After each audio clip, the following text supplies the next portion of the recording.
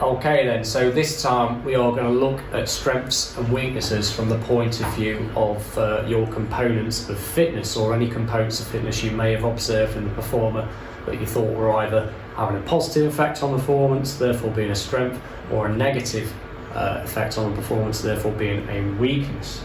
So again, we've got to do this in three distinct phases. We've got to identify, justify, and then look at the success of the overall performance either of the individual or of the team. So for identify, that is as straightforward and as simple as actually naming and picking out the specific component of fitness that you're either saying is going to be that person's strength or the weakness. I'll give some examples of that in a moment. You then need to justify. By justifying, you basically need to talk about what you've physically seen, either in that person's live performance or in the footage you're watching, that suggests or gave evidence and showed you that that component of fitness is either a strength or a weakness. That's the justification part. And then you need to look at basically what the impact on the performance is. So how did this impact the individual or their overall performance? Is it either making the performance better, or is it making it worse? And how is that kind of affecting how things flow and go within the specific activity?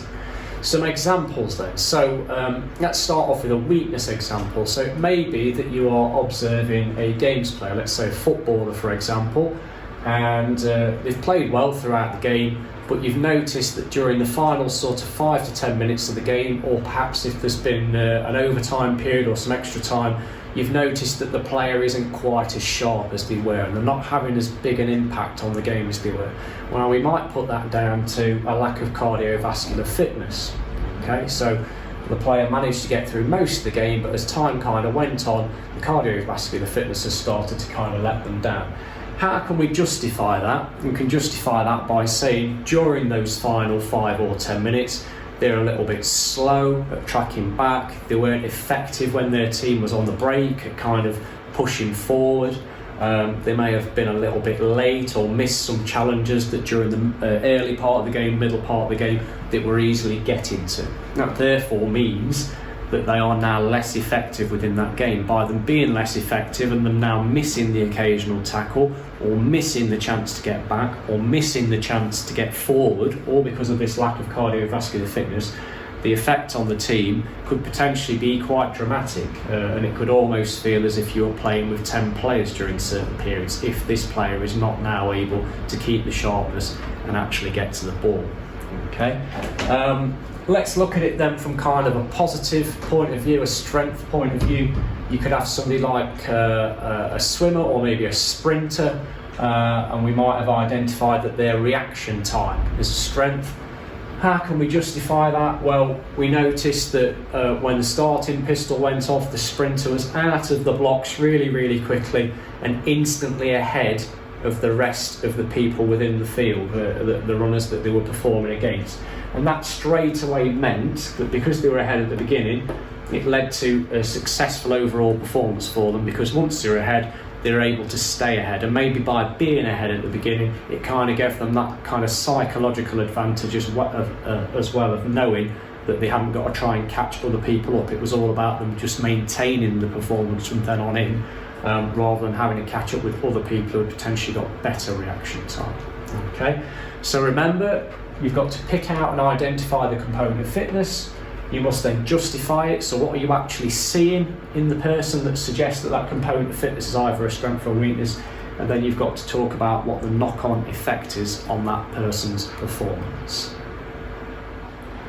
Okay, so moving things on then from there, and now looking at how you can bring in some of your theory elements to support some of the strengths and weaknesses that you find within people's components of fitness. Now remember, when you're talking about your theory strands, you need to look at things from either a physiological, psychological or socio-cultural point of view, and basically by using this knowledge you are justifying the strength or weakness that you've identified, and you've linked back to your knowledge of theory to kind of show you've got an understanding of how and why these things are happening. So in this particular example then, we've identified that the strength of this particular player in netball, the wing attack, was their agility. So we've identified the skill, and we've mentioned that it's a skill related component of fitness. And then we've talked about and given evidence. We've given evidence of why they've been particularly successful in rising to strength, so they're able to dodge, they're able to manoeuvre, etc., etc. But then what we've gone on to do is we've gone on to bring in some of the physiological theory to justify and kind of explain how this is able to be the case. And basically what we've said here is that the player's probably got a high percentage of fast glycolytic muscle fibres in their legs, and as a result of that, and that's also after then mentioning the muscles, as a result of that, it enables the legs to generate a large force in the absence of oxygen over a short period of time. Okay, so we've basically said, we've brought in our physiological theory and we've said that they've got a high amount of fast glycolytic muscle fibres. We've named the muscles or the muscle group used to do the changing in direction that's going to help the agility in the first place. And then we've kind of talked about the fact that they're able to generate that large force without tiring in the absence of oxygen, obviously it being a anaerobic action.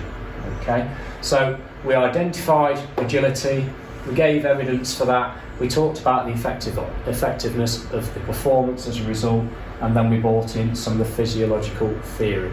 Remember, you could also have talked about the psychological elements or socio-cultural elements as well. It's entirely up to you what you put in there, but just make sure that it's relevant to what you've seen.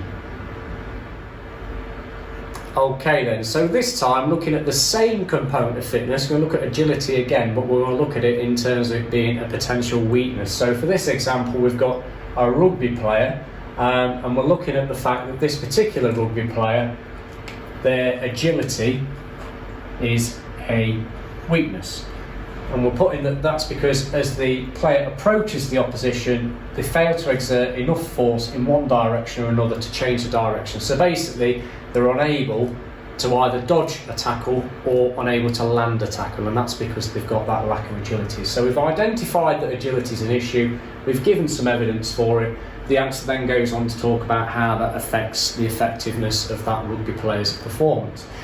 Then what we go on to talk about, and this is the important thing, again, linking in your theory, is we've done physiological again, but this time looking at things from a slightly different angle, is that we've brought in Newton's third law of motion, and that's the law of reaction.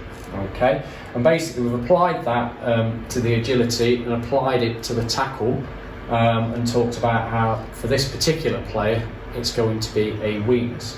Like I said before, you can bring in psychological, you can bring in socio-cultural, but obviously you've got to talk about what you see in front of you and try and use the theory element that best fits the situation that you can see. Okay, so this time then looking at a quick example of what a PE candidate has done in the past as an answer, kind of looking at components of fitness. And what we'll do is we'll just very quickly identify what makes this an okay answer and also some of the things that are potentially missing from it that could have made it better. So in this particular example, the student has been watching a footballer and they've highlighted that their cardiovascular endurance was a strength. Okay, so they've named it, they've identified it, and they've said it's a strength, and they've kind of given a basic reason or basic reasons for why it's important. Okay, so they've said for a box-to-box midfielder it's important that they're able to keep up with play at all times, although arguably you'd say all players need to keep up with play at all times, and trying to ensure that he's always up to speed, and therefore having good cardiovascular endurance is important. Okay, it's a little bit vague. They haven't mentioned specific reasons for why the cardiovascular is important. They haven't mentioned what's really important here is how his potential lack of, how his cardiovascular fitness being good, how that is leading to the team or himself having better overall performance. There is no real explanation as to how that component of fitness is either helping him or helping his team. Okay, and if that was in there, it'd make this a much better answer. The justification as well, the explanation of why it's important, or the evidence they've kind of seen, is pretty vague too. Okay, so this could have been a better answer with stronger justification, and also by explaining or at least going into some detail about how his cardiovascular fitness is helping his individual performance or helping the performance of the team overall.